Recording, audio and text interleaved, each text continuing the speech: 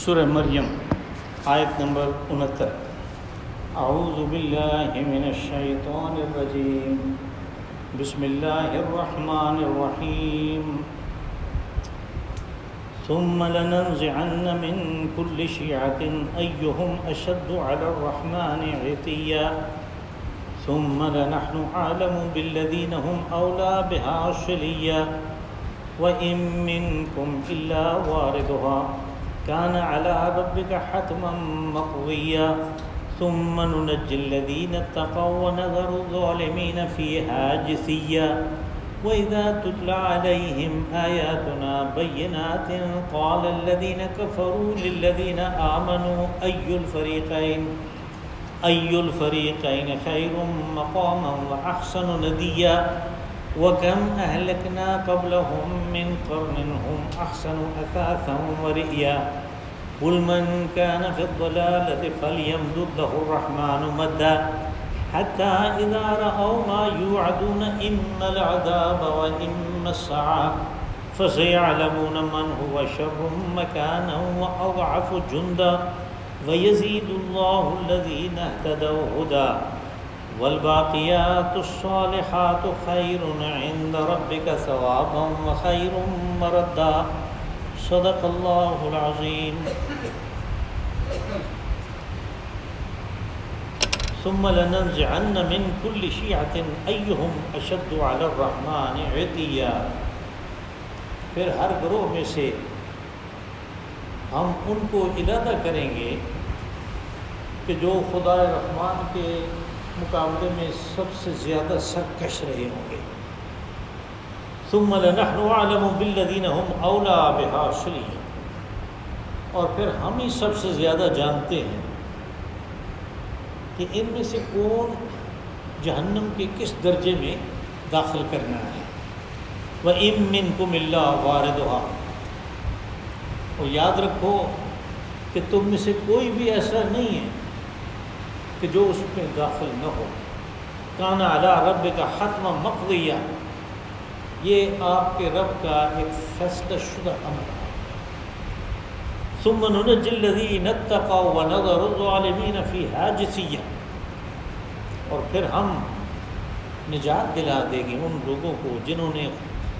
خدا ترسی کی روش اختیار کی، اور ظالموں کو اس میں اکڑوں بیٹھا ہوا چھوڑ دیں گے۔ وَإِذَا تُتْلَى عَلَيْهِمْ آيَاتُنَا بَيِّنَاتٍ قَالَ الَّذِينَ كَفَرُوا لِلَّذِينَ آمَنُوا أَيُّ الْفَرِيقَيْنِ خَيْرٌ مَقَامًا وَأَحْسَنُ نَدِيًّا، اور جب انہیں بڑی واضح ہماری آیات پڑھ کے سنائی جاتی ہیں تو وہ لوگ جو کافر ہیں ان کو جو ایمان لائے کہتے ہیں کہ ہم میں سے یہ تو دیکھیں کہ ظاہری اعتبار سے، مال و دولت کے لحاظ سے، مال کے لحاظ سے اور رتبے اور مقام کے لحاظ سے کون اچھا ہے۔ وَكَمْ أَهْلَكْنَا قَبْلَهُمْ مِنْ قَرْنٍ هُمْ أَحْسَنُ أَثَاثًا وَرِئْيًا، اور کتنی ہی بستیوں کو ہم نے ہلاک کر چھوڑا کہ جو ان سے کہیں زیادہ مال و متاع میں اور مقام و مرتبے میں بلند تھے۔ قُلْ مَنْ كَانَ فِي الضَّلَالَةِ فَلْيَمْدُدْ لَهُ الرَّحْمَنُ مَدًّا، آپ انہیں پتہ ہے کہ جو گمراہی میں اپنے آپ کو چھوڑ دے تو پھر یہ اللہ کی شایان شاہ ہے کہ وہ اس کو خوب ڈھیل دے۔ حَتَّى إِذَا رَأَوْا مَا يُوعَدُونَ إِمَّا الْعَذَابَ وَإِمَّا السَّاعَةَ، اور یہ ڈھیل اس وقت تک ہے کہ یہاں تک کہ وہ اپنی آنکھوں سے دیکھ لیں اس چیز کو جس کا ان کے ساتھ وعدہ کیا جا رہا ہے، اور وہ دو میں سے ایک ہے، اما العذاب و اما الساعۃ، یا تو ہلاکت کا عذاب ہے اس دنیا کا، یا قیامت کا برپا ہونا، وہ بھی ان کے لیے عذاب ہے۔ فَسَيَعْلَمُونَ مَنْ هُوَ شَرٌّ مَكَانًا وَأَضْعَفُ جُنْدًا، اور پھر یہ جان لیں گے کہ مقام و مرتبے کے لحاظ سے کون بری جگہ پہ ہے اور اپنے لاؤ لشکر کے حساب سے کون کمزور تر ہے۔ وَيَزِيدُ اللَّهُ الَّذِينَ اهْتَدَوْا هُدًى، اور وہ لوگ کہ جنہوں نے ہدایت کا راستہ اختیار کیا، اللہ ان کی ہدایت میں اضافہ کرتا ہے۔ والباقیات الصالحات خیر عند ربک ثوابا وخیر مردا، اور آپ کے رب کے نزدیک جو اصل باقی رہنے والا اثاثہ ہے وہ عمل صالح ہے، اور بدلے کے لحاظ سے بھی اور مآل کار کے حساب سے بھی یہی اچھی چیز ہے، یعنی عمل صالح۔ یہاں پہ ابتداء ان لوگوں کا تذکرہ ہے کہ جن کے بارے میں افراد کا حساب ہونے کے بعد دوزخ کا استحقاق انہوں نے ثابت کر دیا اپنے لیے، تو پھر جب وہ پہنچیں گے وہاں پہ، ان میں سے ہر گروہ کے جو لیڈر تھے، جو مختلف قسم کی تحریکوں کے بانی تھے،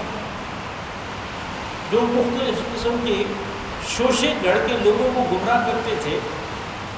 ان کو علیحدہ کیا جائے گا ہر گروہ میں سے، اور علیحدہ کرنے کے بعد ان کے پیروکاروں کو ان کو پیچھے لگا کے کہ جیسے دنیا میں تم ان کی رہنمائی کرتے تھے گمراہی کی طرف، تو اب ان کو لے کے جاؤ دوزخ میں، اپنے ان پیروکاروں کو لے کے جاؤ دوزخ میں۔ یہ ہے لَنَنزِعَنَّ مِن كُلِّ شِيَعٍ، اور یہ جو یعنی ان کے گروہ علیحدہ کرنے کا ہے، یہ مرحلہ اس ابتدائی حساب کتاب کے بعد کا ہے، دوزخ کے کنارے پہنچنے کے بعد کا ہے۔ اس کا تذکرہ آگے سورہ نمل میں بھی ہے، اب یوم نحشرہم جمیعا ثم یوزعون، پھر ان کے علیحدہ علیحدہ گروہ بنا دیے جائیں گے۔ تو یہ گروہ جو ہے، یہ ہم جیسے یہاں اس دنیا میں دیکھتے ہیں کہ مسلمان ایک ہے، اور جیسے رسول علیہ السلام نے فرمایا کہ ان کے اندر بھی 73 فرقے ہوں گے، اور ناجی صرف ایک ہو، تو باقی 72 گروہ تو وہ ہوں گے۔ پھر اس کے بعد آپ دیکھیں کرسچن ہیں، ان کی بھی بہت گروہ ہے، پہلے تو بہت زیادہ تھے، اب تو وہ اس چیز سے بالکل ناآشنا ہو گئے، تو ان کے 2 ہی گروہ رہ گئے بڑے، پروٹسٹنٹ اور رومن کیتھولک۔ پھر یہود ہیں، ان کے اندر بھی ایسے ایسے فرقے ہیں، ایسے ایسے مسالک ہیں کہ کہیں تو بہت اچھے لوگ ہیں، اور دوسری طرف وہ بالکل گمراہی کے آخری کناروں میں پہنچے ہوئے، یعنی انسان تصور بھی نہیں کر سکتا کہ اس دنیا میں اس قسم کے عقائد کے کوئی لوگ ہیں۔ یعنی شام میں یہود کا ایک گروہ ہے جس کو وہ اپنی زبان میں دروز کہتے ہیں، یہ علل اعلان اس بات کا پرچار کرتے ہیں کہ اللہ خالق ہے،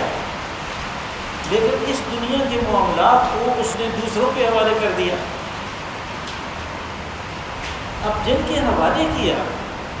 وہ سارے کے سارے جن کو وہ تسلیم کرتے ہیں وہ صرف توہمات ہیں۔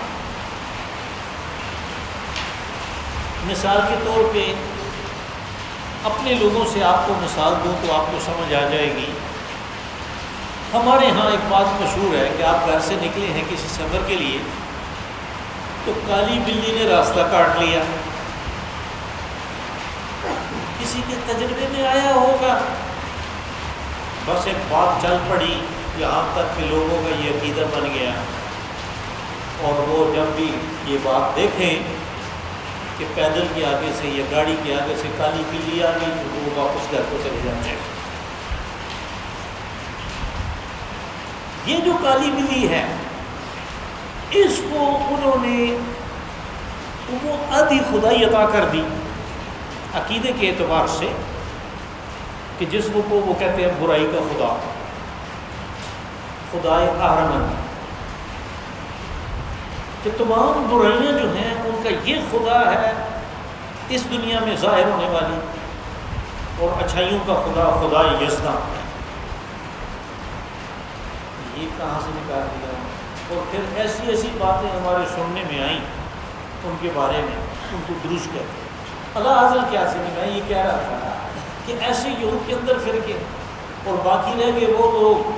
کہ جو غیر الہامی مذاہب کے اوپر ہیں، ان کے کیا فرقے اور ان کا کیا مذہب اور کیا اس کی بنیاد۔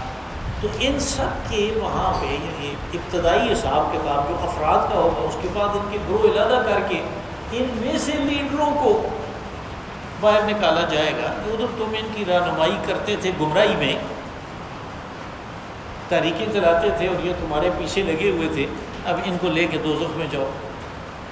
اور ایک فرقہ تو ایک طبقہ تو میں نے پہلے بھی ایک دن اتنا زمانہ گزرا نہیں گزارش کی تھی کہ وہ شعراء کا ہے کہ شعراء میں سے وہ لوگ جو جہنم کے مستحق ٹھہریں گے، رسول علیہ الصلوۃ والسلام نے فرمایا کہ ان کو علیحدہ کیا جائے گا اور اس گروہ کا، شعراء کے اس گروہ کا جھنڈا جو ہے وہ امرؤ القیس کے ہاتھ میں ہوگا اور وہ ان کو لیڈ کرے گا دوزخ کی طرف۔ یہ امرؤ القیس زمانہ جاہلیت کا ایک بہت بڑا شاعر، یعنی یہ 7 مملکات میں سے ایک شاعر ہے کہ وہ شاعر کہ جن کو تمام زمانے کے شعراء نے سجدہ کیا، ان کی عظمت کو، ان کے کلام کی خوبی کو، اور پھر ان کا وہ جو قصیدہ جس کی وجہ سے سجدہ کیا وہ 1 سال سے زیادہ عرصہ بیت اللہ کے دروازے کے ساتھ لٹکا رہا، اس کے مقابلے کا قصیدہ نہیں آیا۔ امرؤ القیس ان میں ایک بہت بڑا اس قسم کا شاعر ہے، وہ بھی 7 معلقات میں سے۔ اس کے کلام میں جو خاص چیز نظر آتی ہے جب آدمی مطالعہ کرتا ہے تو وہ ہے مایوسی۔ وہ جیسے یہود، جیسے کرسچن مایوس ہیں کہ انسان پیدائشی طور پہ گناہ گار ہے اور اس کا یہ گناہ کبھی دھل ہی نہیں سکتا، اسی طرح اس کی کلام میں بھی مایوسی ہے جس کو قرآن حکیم نے بار بار جس سے یاسیت سے منع کیا، بلکہ ہمیں یہ بتایا جاتا ہے، لغت والے کہتے ہیں کہ ابلیس جو نام ہے ابلیس، اس کا اصل نام عزازیل ہے۔ اس کو ابلیس اس صفت کی وجہ سے کہتے ہیں جو مایوسی اس کے اندر ہے۔ ابلسا یبلسو، مایوس ہو گیا۔ ابلیس اس سے اس میں فعیل کا باب فعیل کا صیغہ ہے کہ جو سخت مایوس ہو گیا، یعنی اس کو جو دیس نکالا وہاں سے ملا تو ساتھ میں کہا کہ تیرے اوپر لعنت اور پھٹکار ہے، اس کو پتہ ہے اس بات کا کہ اب یہ ہمیشہ ہمیشہ کے لیے، تو وہ مایوس ہے، اس کا نام ابلیس پڑا۔ تو یہ گروہ جو ہیں ان کی بات ہو رہی تھی کہ ان کو علیحدہ کر کے ان کے لیڈروں کو نکالا جائے گا، اور ثم لنحن اعلم بالذین هم اولی بها صدقا، پھر اللہ پاک نے فرمایا کہ ہم سے زیادہ کوئی جاننے والا ہے نہیں کہ ان میں سے کس کو کس جگہ دوزخ میں جانا ہے، کس درجے میں جانا ہے۔ دوزخ میں بھی تو درجات ہیں تو ہم ہی جانتے ہیں۔ اب یہ بات کس لیے گئی کہ کوئی وہاں پہ سفارش نہیں کر سکتا، یعنی ایک تو سفارش کا وہ مقام ہے کہ اس کو دوزخ میں نہ بھیجیں، جنت میں بھیجیں، کوئی نہیں کہہ سکتا۔ اس لیے کہ دنیا میں ہم سفارش کرتے ہیں تو یہاں سے بات شروع ہوتی ہے کہ جناب علی اصل بات میں آپ کو بتاتا ہوں، آپ کو پتہ نہیں ہے، یہ تو بڑا اچھا آدمی ہے، اس نے تو کبھی مکھی نہیں ماری تو اس کے ذمہ انہوں نے قتل لگا دیا ہے۔ یہی طریقہ ہے نا سفارش کا۔ اب بات شروع یہاں سے ہوئی کہ میں آپ کو بتاتا ہوں، اللہ کو تو کوئی نہیں کہہ سکتا کہ میں آپ کو بتاتا ہوں، اس لیے کہ اس کو تو سب پتہ ہے۔ وہاں سے ناکام ہوئے تو ادھر آگے دوزخ کے کنارے اکڑوں بیٹھے ہوئے اندر جانے کے لیے کہ دروازے کھلیں اور ہمیں اندر دھکیلا جائے، تو وہاں پہ گروہ بن رہے ہیں درجات کے لیے، تو وہاں پہ بھی سفارش نہیں چلے گی کہ اس کو زیادہ نیچے نہیں، اس کو ذرا اوپر رکھیں، یہ سفارش نہیں۔ انہوں نے کہا کہ میں ہی سب سے زیادہ جانتا ہوں کہ کس کو کس جگہ رکھنا ہے۔ ثم لنحن اعلم بالذین هم اولی بها صلیا، وَإِن مِّنكُمْ إِلَّا وَارِدُهَا كَانَ عَلَىٰ رَبِّكَ حَتْمًا مَقْضِيًّا۔ آپ کو یاد ہوگا کہ جب یہ رکوع شروع ہوا تھا تو میں نے کہا تھا کہ یہاں پہ ایک خاص خطاب ہے جس کے بارے میں ایک چیز آگے آئے گی جو وضاحت طلب ہے، اور وہ یہاں سے شروع ہوا تھا وَيَقُولُ الْإِنسَانُ وَإِذَا مَا مِتُّ لَسَوْفَ أُخْرَجُ حَيًّا، کہ انسان یہ کہتا ہے کہ جب میں مر جاؤں گا تو کیا مجھے زندہ اٹھایا جائے گا۔ اب اس چیز کو سامنے رکھیں کہ وہاں سے یہ بات شروع ہوئی ہے، تو یہ خطاب انسان تو سارے انسان ہیں، بنی آدم، اور جب انسان کا لفظ آتا ہے قرآن پاک میں تو اکثر و بیشتر اس سے یہی مراد ہوتی ہے، لیکن یہاں یہ بات ہوئی کہ وہ کہتا ہے کہ میں مر جاؤں گا تو زندہ اٹھاؤں گا۔ اب اس میں وہ لوگ تو نہیں ہیں جیسے انبیاء، جیسے اس سے پہلے قرآن پاک سے پہلے کتنے ہی لوگ تھے جو اپنے نبی اپنے رسول کے پیروکار تھے اور سچے دین کے اوپر تھے، ان کے ٹھیک ٹھیک ایمان تھے، انہوں نے تو آخرت کا انکار نہیں کیا، انہوں نے تو یہ نہیں کہا کہ یہ کیسے مردہ ہوگا تو کیسے پھر ہمیں اٹھایا جائے گا۔ تو پھر یہاں پہ کیا مراد ہے؟ تو اس سے مراد یہ ہے کہ یہ مکی صورت ہے، تو مکہ کے ان مشرکین کو کہا جا رہا ہے، ان سے خطاب ہے کہ جنہوں نے قیامت کو اس طرح ماننے سے انکار کر دیا جیسے ایمان کا تقاضا ہے۔ اب یہ بھی دیکھیں آپ کہ انہوں نے بالکل انکار نہیں کیا، ان کا نظریہ استبعاد کا تھا کہ ایک مستبعد چیز ہے، ایک دور چیز ہے، لاکھوں کروڑوں سال کے بعد واقع ہونے والی ہے، اس کے بارے میں آج بات کرنا اور آج پریشان ہونا اس کی کیا ضرورت ہے۔ یہ ان کا نظریہ تھا استبعاد کا، بالکل واضح انہوں نے قیامت کا انکار نہیں کیا، لیکن یہ جو استبعاد ہے اس کے بارے میں انہیں سمجھایا گیا۔ رسول علیہ والسلام نے فرمایا کہ من مات فقد قام قیامہ، جو مر گیا اس کی قیامت برپا ہو گئی۔ اب یہ کون سا دور ہے، یہ تو اگلا لمحہ بھی ہو سکتا ہے، اس کی تو قیامت برپا ہو گئی۔ بس اگر ہم اس کو یہ مان لیں کہ یہ پوری دنیا کے لوگوں کے لیے نہیں ہے، اس لیے کہ ان میں قیامت کو ٹھیک ٹھیک ماننے والے بھی ہیں، یہ بات صرف مشرکین مکہ کے لیے ہے، تو پھر یہاں پہ اور مطلب نکلتا ہے وَإِن مِّنكُمْ إِلَّا وَارِدُهَا۔ یہ واردھا میں جو صیغہ ہے ہا کا، جو ضمیر ہے اس کی مؤنث کی، یہ دوزخ کو راجع ہے، جس کی بات چل رہی ہے کہ وہاں پہ ان کے گروہ بنائے جائیں گے، وہاں پہ ان کو بھیجا جائے گا، ہمیں پتہ ہے کہ کس کو کس جگہ رکھنا ہے، تاکہ تم میں سے کوئی بھی ایسا نہیں ہے کہ جو اس میں جائے نہیں۔ کانا علی ربک حتما مقضیہ، یہ تو اللہ نے فیصلہ کر دیا۔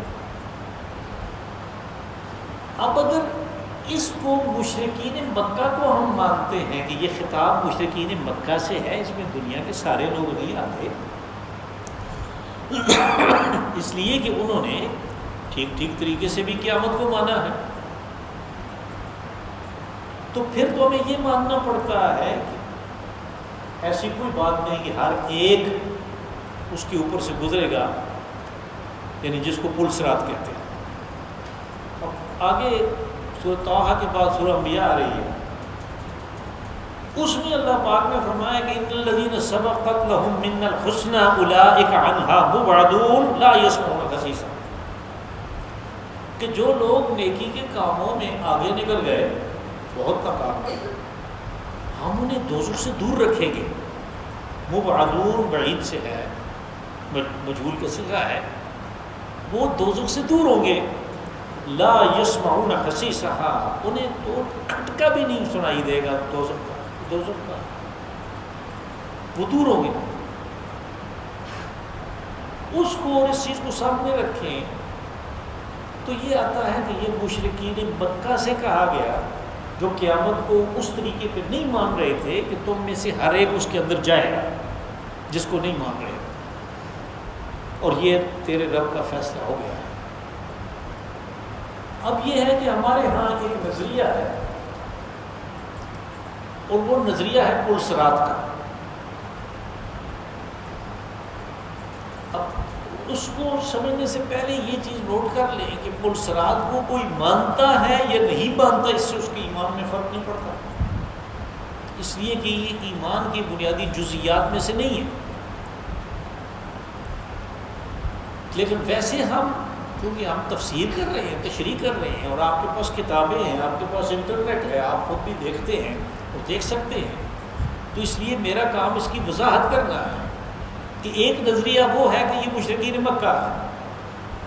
دوسرے وہ ہیں کہ وہ کہتے ہیں نہیں سارے انسان اس میں داخل ہیں، اور ہر ایک نے اس کے اوپر سے،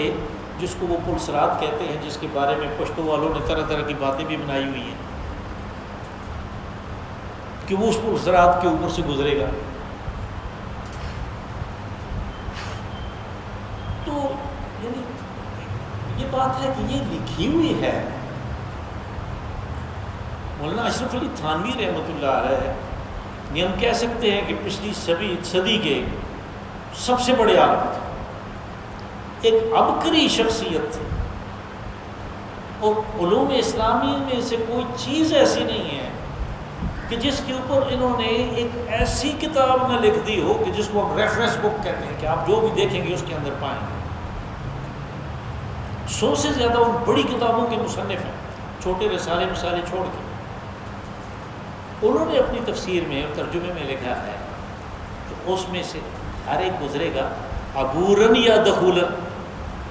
یعنی یا تو اس کے اوپر سے عبور کرے گا یا اندر داخل ہوگا۔ اب دوسری طرف وہ انبیاء کی آیت ہے جس کی کسی تشریح کی ضرورت ہی نہیں ہے، جس میں کہا لا یسمعون خسیسا، وہ کھٹکا بھی نہیں سنیں گے۔ تو یہ دونوں چیزیں یہاں پہ فٹ بیٹھتی ہیں۔ رسول اللہ صلی اللہ علیہ وسلم نے فرمایا اپنی قربانی کے بارے میں، یعنی قربانیوں کے بارے میں یہ فرمایا سمنوا ضحایاکم فإنہا علی الصراط مطایاکم، کہ اپنی قربانی کے جانوروں کو موٹا کرو، یہ صراط پہ تمہاری سواری ہوگی۔ اب یہ جو صراط ہے اس حدیث میں جو ہے، جو صحیح حدیث ہے، وہ تو راستے کو کہتے ہیں۔ اب اگر محشر میں ایک آدمی کے بارے میں فیصلہ ہوا کہ اس نے جنت میں جانا ہے، اور وہاں اس کے پاس سواری کے لیے یہ چیز ہے، تو یہ اگر کمزور ہوگی تو بہت وقت لگے گا، اگر ٹھیک ٹھاک تکڑا جانور ہوا تو یہ جلدی پہنچ جائے گا اپنے اس منزل کو، مقام کو، اللہ کی رضا کا جو محل ہے جنت، وہاں پہ پہنچ جائے گا۔ لیکن یہ جو صراط ہے یہ راستے کو کہتے ہیں، ہم نے اردو زبان میں پولیس کے ساتھ لگا دیا، اور پھر اس پل کی صفات بیان کی کہ یہ بال سے باریک ہے، تلوار سے تیز ہے، تو وہ پھر پشتو والوں نے ٹھیک ہی کہا کہ بڑا ہوا ہے ہس نشتہ، بس درس گو ہے کہ پھر چھلانگ لگانی ہے، وہاں پہ کچھ بھی نہیں۔ تو یہ دونوں چیزیں، یعنی ایک طرف تو وہ ہیں، وہ کہتے ہیں یہ سب سے ہے کہ سب نے جانا ہے، اس کے اوپر سے ہو کے جانا ہے، جنت والوں نے، دوزخ والوں نے بیچ میں رہنا ہے، اور دوسرے وہ کہتے ہیں نہیں، وہ علادہ ہے، اس لیے کہ انبیاء کی وہ آیت ہے کہ وہ ان کو کھٹکا بھی سنائی نہیں دے گا۔ یہ فرق تھا ان دونوں چیزوں میں۔ ثم ننجی الذین اتقوا ونذر الظالمین فیہا جثیا، یہ ثم جو ہے یہ اس یعنی درجہ بدرجہ کو، دوسری طرف وہ لوگ ہوں گے کہ جن کو نجات ملی، تو وہ تو نجات ملی ان کو اتقوا، اس خدا ترسی کی وجہ سے، اور جو ظالم ہیں ان کو اسی میں پکڑوں چھوڑ دیا جائے گا۔ جسیہ کی تشریح پہلے ہو چکی ہے کہ جو دو ظالم بیٹھا ہوا ہوتا ہے۔ اب اس جگہ تو اس کی سمجھ آتی تھی کہ ابھی وہ دوزخ میں گیا نہیں، تو جسیہ ہے، وہ پکڑوں بیٹھا ہوا ہے دو ظالم، اور ذرا جھکا ہوا بھی ہے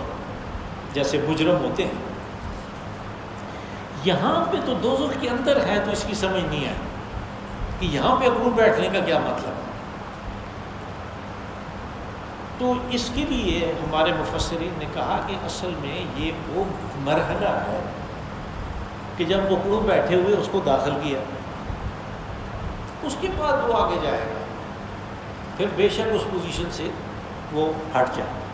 وَإِذَا تُتْلَى عَلَيْهِمْ آيَاتُنَا بَيِّنَاتٍ قَالَ الَّذِينَ كَفَرُوا لِلَّذِينَ آمَنُوا أَيُّ الْفَرِيقَيْنِ خَيْرٌ مَقَامًا وَأَحْسَنُ نَدِيًّا۔ کہا ہم انہیں واضح آیات پڑھ کے سناتے ہیں، اور جب بھی اس قسم کی واضح آیات، بینات واضح، یعنی جس کی وضاحت کے لیے باہر سے کوئی دلیل نہ لانی پڑے۔ کل میں نے گزارش کی تھی کہ اب یہاں پہ دوزخ جنت کا اور قیامت کا اور ان چیزوں کا تذکرہ ہو رہا ہے، تو پہلے اللہ نے قسم کھا کے کہا کہ یہ تم دیکھ لو۔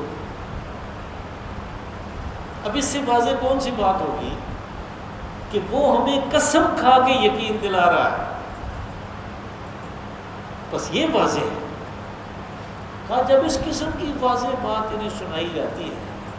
تو وہ آگے سے نہ ماننے کے لیے دلیل کیا دیتے ہیں؟ کہ دیکھو تمہارے حالات کتنے خراب ہیں اور ہمارے حالات کتنے اچھے ہیں، تمہارے پاس بود و باش کیسی ہے، تم اپنی سواری کو دیکھو، اپنی رہائش کو دیکھو، اپنے آل اولاد کو دیکھو، اور ہمارے دیکھو تو مقام و مرتبہ دیکھو، جب بھی الیکشن میں کھڑے ہوتے ہیں جیتتے ہم ہیں، ہمارا ووٹ بینک کتنا مضبوط ہے، ہمارے پاس کیا نہیں ہے۔ تو جس نے ہمیں یہاں پہ دیا وہ وہاں بھی دے گا، اگر برپا ہو گئی قیامت تو وہاں بھی دے گا۔ اب اس کا پھر جواب دیا، اس کا پھر اللہ نے جواب دیا، وَكَمْ أَهْلَكْنَا قَبْلَهُم مِّن قَرْنٍ هُمْ أَحْسَنُ وَأَحْسَنُ عَمَلًا۔ اس سے پہلے اس کو بتائیں کہ کتنی بستیاں ہم نے ہلاک کر چھوڑی، ساز و سامان کے لحاظ سے، مقام و مرتبے کے لحاظ سے وہ تو تم سے بہت بڑے تھے، بہت بڑھ گئے تھے، بہت آگے تھے۔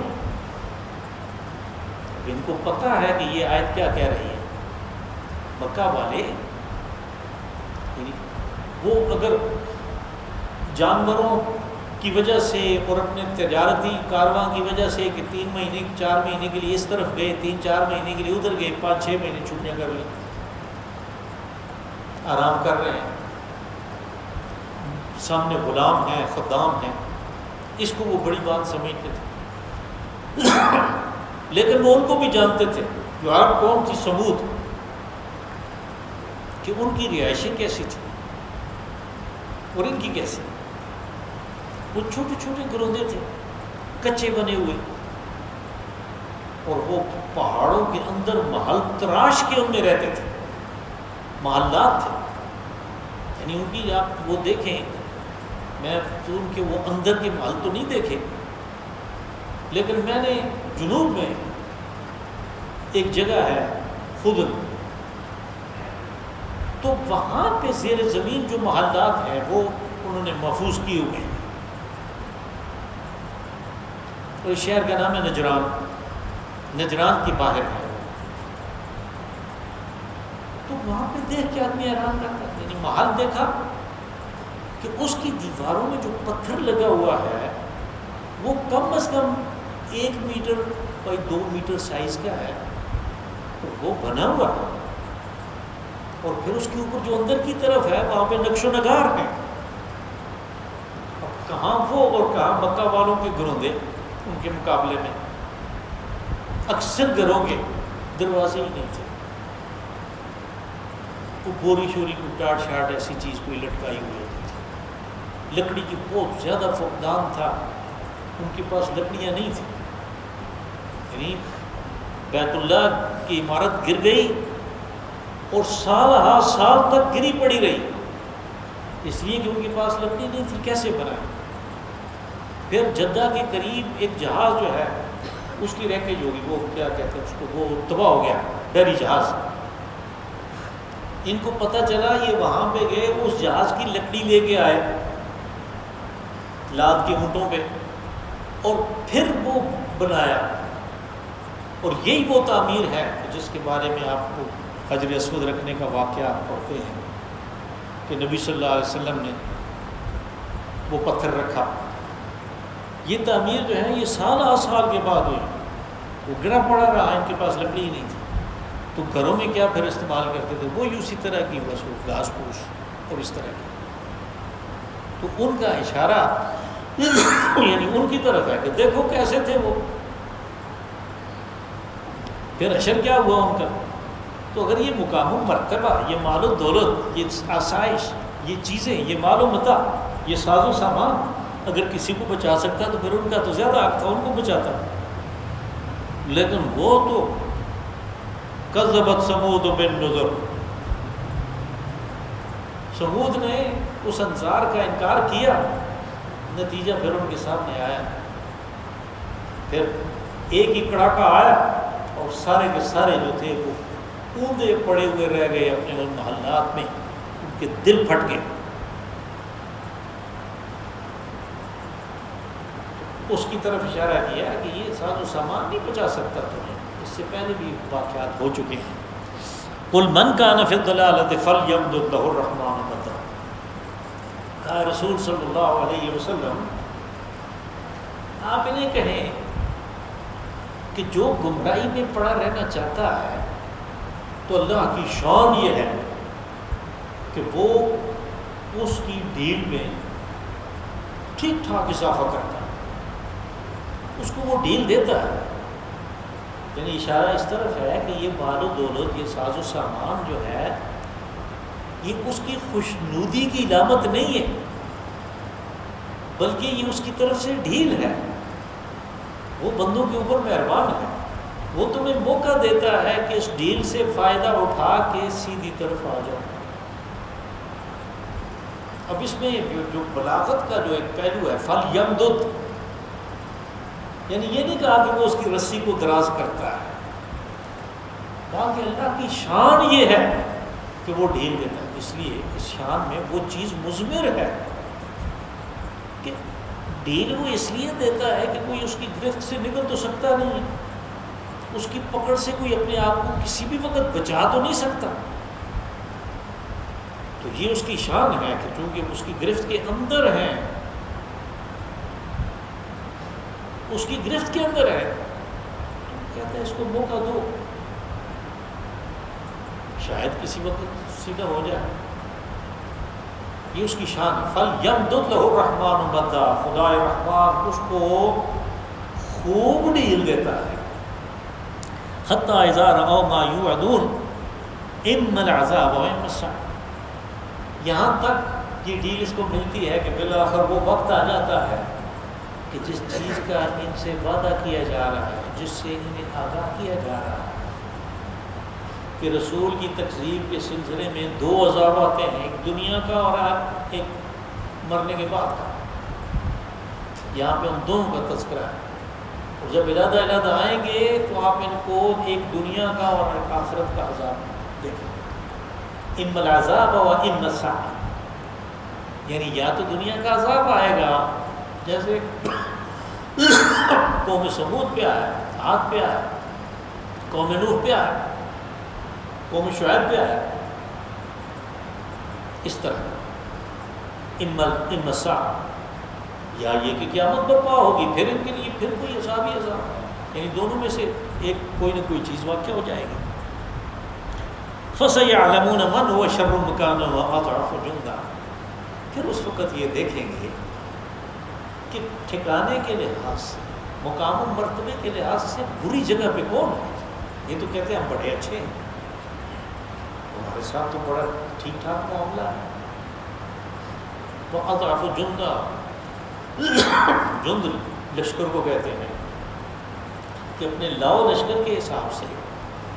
اپنے دفاعی ساز و سامان کے لحاظ سے اور افرادی قوت کے لحاظ سے کمزور تر کون ہے اس وقت دیکھیں گے. اور آج کل کے دور میں ہم اس کو ووٹ بینک بھی کہہ سکتے ہیں کہ وہاں پہ پتہ چلے گا کہ ووٹ بینک کس کا ہے. وَيَزِيدُ اللَّهُ الَّذِينَ اهْتَدَوْا هُدًى، اب یہ اللہ نے جو اس کی رحمت واسعہ ہے اس کی طرف اشارہ کیا کہ جو لوگ ہدایت کی راہ پہ چلنا چاہتے ہیں، جو ارادہ کر لیں کہ ہم نے سیدھی راہ پہ چلنا ہے، اس روشنی والی راہ پہ چلنا ہے، توحید والی اشارہ عظیم پہ آنا ہے، اللہ ان کی ہدایت میں اضافہ کرتا ہے۔ اس آیت مبارکہ سے یہ بات معلوم ہوئی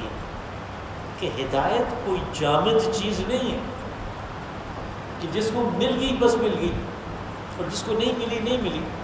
نہیں، ایک متحرک چیز ہے۔ ہدایت ایک متحرک چیز ہے، وہ گھٹتی بڑھتی ہے، اور وہ جس کو ملتی ہے اس کے اعمال میں بھی، اعمال صالحہ میں بھی کمی بیشی ہوتی رہتی ہے۔ اور یہ اللہ کی شان ہے کہ جو ارادہ کرتا ہے کہ میں نے ہدایت والے راستے پہ آنا ہے، وہ اس کی ہدایت میں اضافہ کرتا ہے۔ والباقیات الصالحات خیر عند ربک ثوابا وخیر مرضا۔ تو کہا کہ اصل میں یہ مال و دولت، یہ رہائشیں، یہ سواریاں اور یہ دنیا کی چیزیں جو ہیں اور مقام و مرتبے جو ہیں، ان کی کوئی حیثیت نہیں ہے، اس لیے کہ یہ فانی ہیں، یہ ادھر رہ جائے گا۔ جو باقی وہ رہ جانے والی چیز ہے وہ صالحات ہیں، صالح عمل، اعمال صالحہ ہیں، یہ ساتھ جائیں گے۔ اور اجر و ثواب کے لحاظ سے کوئی آدمی کام کرتا ہے تو ظاہر ہے اس کام کی وہ کوئی مزدوری جو ہے اس کو ایکسپیکٹ کرتا ہے۔ مزدور سارا دن کام کرے تو شام کو وہ پیسے لیتا ہے۔ تو اب یہ جو پیسے ہیں، یہ جو مزدوری ہے، اس کو ثواب کہتے ہیں، اجر و ثواب۔ کہ جو اعمال صالحہ ہیں وہ باقی رہنے والے ہیں، اور ان کی جو اجرت ہے اس کے لحاظ سے بھی وہ بہت بہتر ہیں، بخیر مردہ، اور انجام کے اعتبار سے بھی۔ انجام کہاں پہ ہونا ہے؟ یعنی ہمیں احادیث رسول صلی اللہ علیہ وسلم سے چیز ملتی ہے کہ مثال کے طور پہ آپ نے فرمایا کہ محشر کے میدان میں قرآن حکیم نے جس کا دامن پکڑ لیا کہ اس کو میں جنت میں لے جاؤں گا، وہ اس کو لے جائے گا جنت، اس کی سب سے مضبوط سفارش۔ اب یہ چیز باقی رہنے والی ہے۔ اسی طرح دوسرے اعمال کے آپ کو فضائل اعمال میں بھی وہ مختلف احادیث ملتی ہیں کہ وہ وہاں پہ کام آئیں گے۔ وہاں پہ دنیا کا یہ مال و دولت نہ کسی کے پاس ہوگا نہ کام آئے گا، اس لیے اس دنیا میں بھی اس کے اوپر اکڑنا اور اس کی وجہ سے اپنے آپ کو برتر سمجھنا ایک بالکل ہی حماقت والی بات ہے۔ اللہم صلی وسلم وبارک وانعم علی عبدک ورسولک ونبیک محمد